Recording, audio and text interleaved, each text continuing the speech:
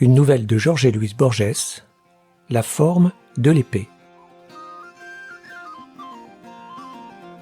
Une balafre rancunière lui sillonnait le visage.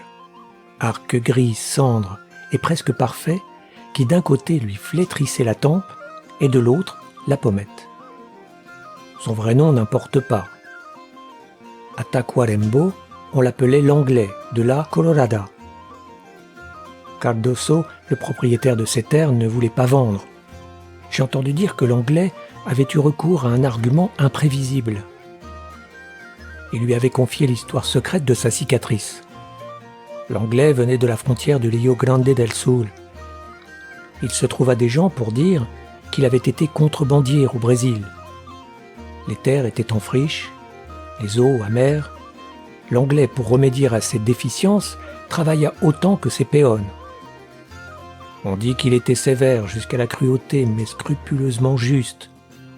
On dit aussi qu'il buvait.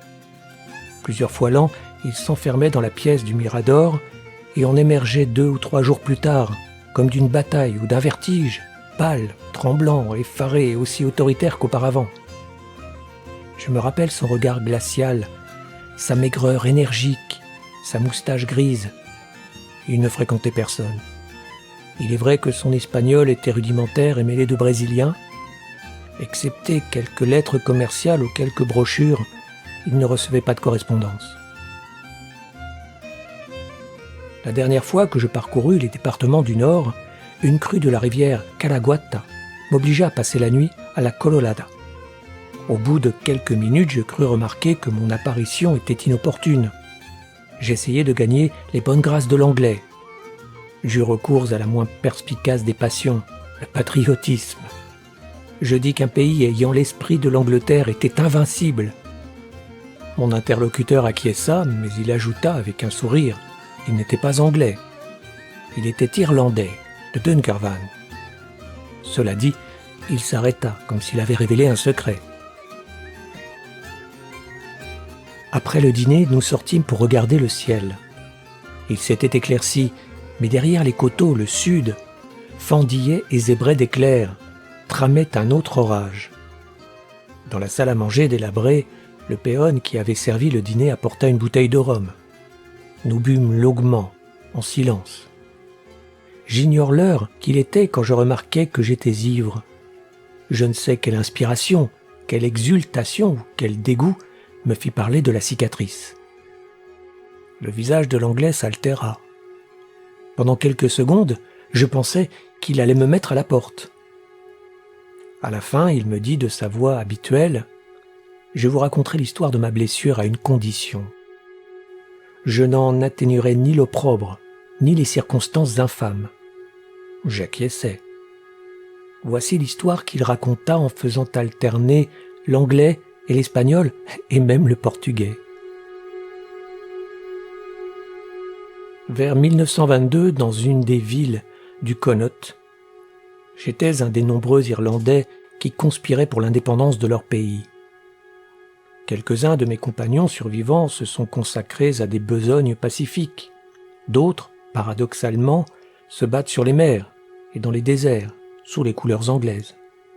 Un autre, celui qui avait le plus de valeur, mourut dans la cour d'une caserne à l'aube, fusillé par des hommes à moitié endormis. D'autres, dont les plus malheureux, furent entraînés par leur destin dans les batailles anonymes et presque secrètes de la guerre civile. Nous étions républicains, catholiques. Je soupçonne que nous étions romantiques. L'Irlande n'était pas seulement pour nous l'avenir utopique et l'intolérable présent.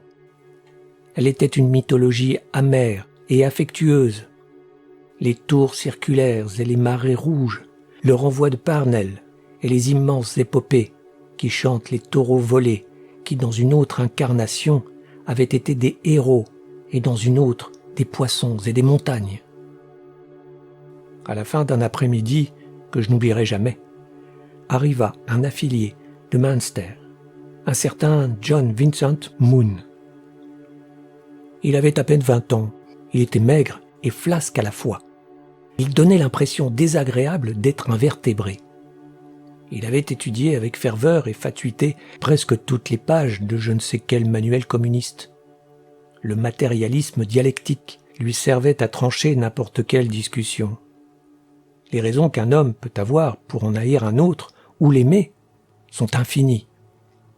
Moon réduisait l'histoire universelle en un sordide conflit économique.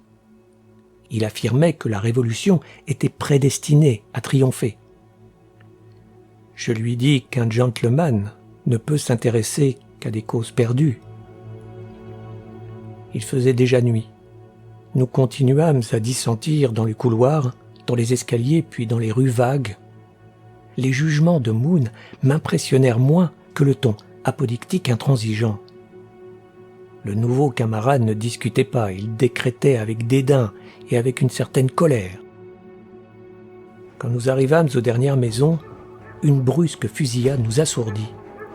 Avant ou après, nous longeâmes le mur aveugle d'une usine ou d'une caserne. Nous pénétrâmes dans une rue en terre. Un soldat, énorme dans la lueur, surgit d'une cabane incendiée. Il nous cria de nous arrêter. Je pressai le pas. Mon camarade ne me suivit pas. Je me retournai. John Vincent Moon était immobile, fasciné et comme éternisé par la terreur. Alors je revins sur mes pas. J'abattis le soldat d'un seul coup. Je secouai Vincent Moon, je l'insultai et lui ordonnai de me suivre. Je dus le prendre par le bras. L'émotion et la peur le paralysaient. Nous prîmes la fuite, dans la nuit trouée d'incendie. Une décharge de coups de feu nous chercha. Une balle frôla l'épaule droite de Moon. Celui-ci, pendant que nous fuyions, entre des pins, se mit à sangloter doucement. Cet automne de 1922, je m'étais réfugié dans la propriété du général Berkeley. Ce dernier, que je n'avais jamais vu, remplissait je ne sais quelle fonction administrative au Bengale. L'édifice avait moins d'un siècle, mais il était délabré et opaque, et abondait en couloirs perplexes et en vaines antichambres. Le musée et l'énorme bibliothèque usurpaient le rez-de-chaussée. Livres incompatibles de controverses qui sont en quelque sorte l'histoire du XIXe siècle, cimetière de Nichapur, sur les arcs de cercle arrêtés, desquels semblait s'éterniser le vent et la violence de la bataille, nous entrâmes, je crois, par derrière. Moon, la bouche tremblante et sèche, murmura que les épisodes de la nuit étaient intéressants. Je lui fis un pansement, je lui apportai une tasse de thé. Je pus constater que sa blessure était superficielle. Soudain, il balbutia, perplexe. « Mais vous vous êtes sensiblement exposé ?» Je lui dis de ne pas s'inquiéter. L'habitude de la guerre civile m'avait poussé à agir comme je l'avais fait. D'ailleurs, la capture d'un seul affilié pouvait compromettre notre cause. Le lendemain, Moon avait retrouvé son aplomb. Il accepta une cigarette et me soumit à un sévère interrogatoire sur les ressources économiques de notre parti révolutionnaire. Ces questions étaient très lucides. Je lui dis, c'est vrai, que la situation était grave. De profondes fusillades ébranlèrent le sud. Je dis à Moon que nos compagnons nous attendaient. Mon pardessus et mon revolver étaient dans ma chambre. Quand je revins, je trouvai Moon allongé sur le sofa, les yeux fermés. Il supposa qu'il avait la fièvre. Il prétexta un spasme douloureux dans l'épaule. Je compris alors que sa lâcheté était irrémédiable.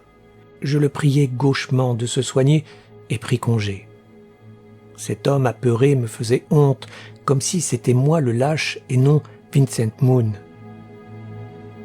Ce que fait un homme, c'est comme si tous les hommes le faisaient. Il n'est donc pas injuste qu'une désobéissante dans un jardin ait pu contaminer l'humanité. Il n'est donc pas injuste que le crucifiement d'un seul juif ait suffi à le sauver. Schopenhauer a peut-être raison, je suis les autres, n'importe quel homme et tous les hommes. Shakespeare est en quelque sorte le misérable John Vincent Moon. Nous passâmes 9 jours dans l'énorme demeure du général. Je ne dirai rien des agonies et des éclats de la guerre. Mon dessein est de raconter l'histoire de cette cicatrice qui m'outrage. Ces 9 jours, dans mon souvenir, n'en font qu'un seul, sauf l'avant-dernier, quand les nôtres firent irruption dans une caserne et que nous pûmes venger exactement les 16 camarades mitraillés à Elfin. Je me glissai hors de la maison à l'aube, dans la confusion du crépuscule. À la tombée de la nuit, j'étais de retour. Mon compagnon m'attendait au premier étage. Sa blessure ne lui permettait pas de descendre au rez-de-chaussée. Je me le rappelle, un livre de stratégie à la main. Maud ou Clausewitz. L'arme que je préfère, c'est l'artillerie, m'avoua-t-il une nuit. Il cherchait à connaître nos plans, il aimait les critiquer ou les réformer, il dénonçait souvent, aussi, notre déplorable base économique, dogmatique et sombre. Il prophétisait une fin désastreuse. « C'est une affaire flambée », murmurait-il. Pour montrer qu'il lui était indifférent d'être un lâche physiquement, il exaltait son orgueil mental. Ainsi passèrent 9 jours, tant bien que mal. Le 10e, la ville tomba définitivement aux mains des Black and Tans. De grands cavaliers silencieux patrouillaient sur les routes. Il y avait des cendres et de la fumée dans le vent. À un coin de rue, je vis un cadavre étendu, moins tenace dans mon souvenir qu'un mannequin sur lequel les soldats s'exerçaient interminablement à tirer au milieu de la place. Sorti quand l'aube était dans le ciel, je rentrais avant midi. Moon, dans la bibliothèque, parlait avec quelqu'un. Le ton de sa voix me fit comprendre qu'il téléphonait. Puis j'entendis mon nom. Puis je rentrais à 7 heures. Puis l'indication qu'il fallait m'arrêter quand je traverserais le jardin. Mon raisonnable ami était en train de me vendre raisonnablement. Je l'entendis exiger des garanties de sécurité personnelle. Ici, mon histoire devient confuse et s'égare. Je sais que je poursuivis le délateur à travers de noirs corridors cauchemardants et de profonds escaliers vertigineux. Moon connaissait très bien la maison, sensiblement mieux que moi. Je le perdis une fois ou deux. Je l'acculai avant que les soldats m'eurent arrêté. J'arrachai un cimeterre à l'une des panoplies du général. Avec ce croissant d'acier, j'imprimai pour toujours sur son visage un croissant de sang. Borges, je vous ai fait cette confession à vous, un inconnu. Votre mépris ne m'est pas si douloureux. Ici, le narrateur s'arrêta. Je remarquai que ses mains tremblaient. « Et Moon ?» demandai-je. Il toucha les deniers de Judas et s'enfuit au Brésil. Cet après-midi-là, sur la place, je vis des ivrognes fusiller un mannequin. J'attendis vainement la suite de l'histoire. À la fin, je lui dis de poursuivre. Alors un gémissement le parcourut. Il me montra, avec une faible douceur, la cicatrice courbe et blanchâtre. « Vous ne me croyez pas ?» balbutia-t-il.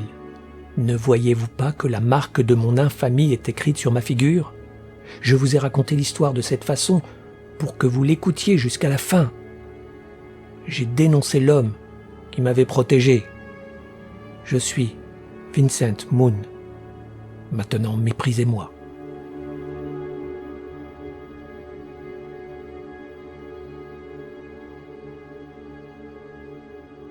La forme de l'épée est une nouvelle extraite de Fiction de Jorge Luis Borges.